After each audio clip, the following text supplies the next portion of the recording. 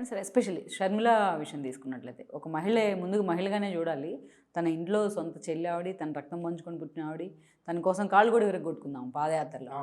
అసలు అంత ఒక భయంకరమైన దాడి ఒక మహిళ మీద ఎందుకంటారు? ఇలా ఇది ఒక వికృత రూపానికి నిదర్శనం అనుకోవాలి. సో ఎలా ఎలా చూడాలంటారు ఈ ఇష్యూని?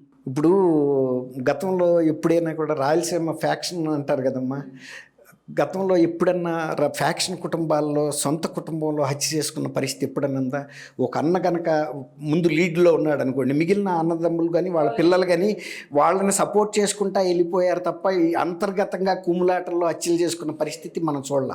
అందులో వైఎస్ రాజశేఖర రెడ్డి గారి కుటుంబానికి ఇంకో ప్రత్యేకత ఏంటంటే ఆయన చాలా లార్జర్ ఫ్యామిలీని కూడా అన్ని క్రిస్మస్ పండగలకి లేకపోతే న్యూ ఇయర్ వీటికి ఫంక్షన్ అన్నిటిని అందరినీ వస్తారు, బాగా ఆత్మీయంగా ఉంటారని ఒక పేరు వాళ్ళకి. అదే వాళ్ళ బలం. ఇప్పుడు ఫ్యాక్షనిజం అవన్నీ తర్వాత, కానీ ముందు వాళ్ళు మనుషులు మానవత్వంతో కుటుంబ సంబంధాలు అంత బాగా నేర్పాడు.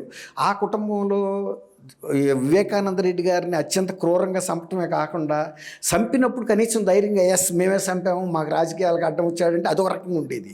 అదిగో చంద్రబాబు చంపాడు, ఇక్కడ లోకేష్ చంపాడు, ఆదినారాయణ చంపాడు, బీటెక్ రవి చంపాడు అని లేనిపోయిన కథలు సృష్టించి తర్వాత సిబిఐ వాళ్ళ మీద కేసులు పెట్టించి తర్వాత ప్రజలు ఇచ్చిన అధికారాన్ని తీసుకుని ఢిల్లీలో ఈ కేసులు దీనికి సర్దుకోవటానికి ఉపయోగించి అణిచివేయటానికి ఉపయోగించి చేసేటప్పటికి కుటుంబం పట్ల ఏహీభావం వచ్చింది.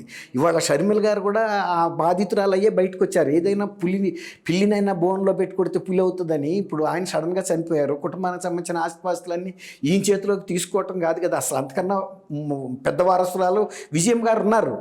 విజయం గారు పంచాలి వీళ్ళిద్దరికి.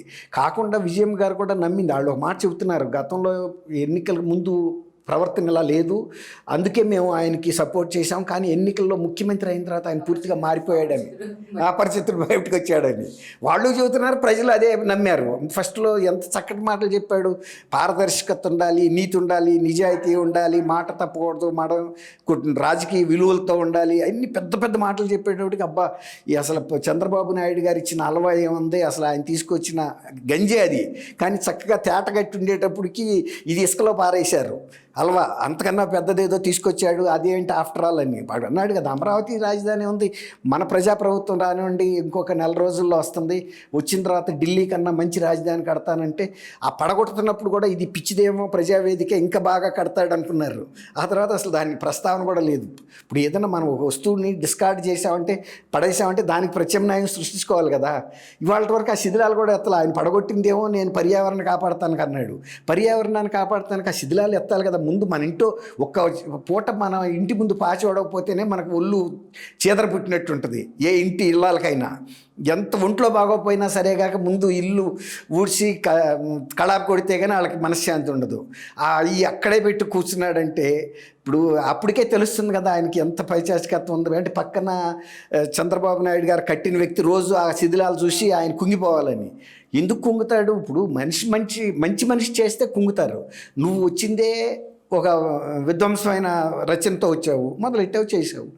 నువ్వు ఎన్నిసార్లు వెళ్ళినా అదే కొనసాగింది. ఆఖరికి ఎక్కడ ఆగింది? వెళ్ళి ఋషికొండ దగ్గర ఆగింది. దాన్ని కూడా పగలగొట్టి దాన్ని నిలువున చీల్చి విలాసవంతమైన భవనం కట్టి నిన్న ఏం లేదు. కాబట్టి ఇప్పుడు ఏమి లేవు. ఇప్పుడు సొంత చెల్లి తల్లి కూడా ఆ పరిస్థితిలో ఉన్నప్పుడు ఆయన ఇంకెవరినో బయట వాళ్ళని ఉద్ధరిస్తానంటే ఎవరు నమ్ముతాడు?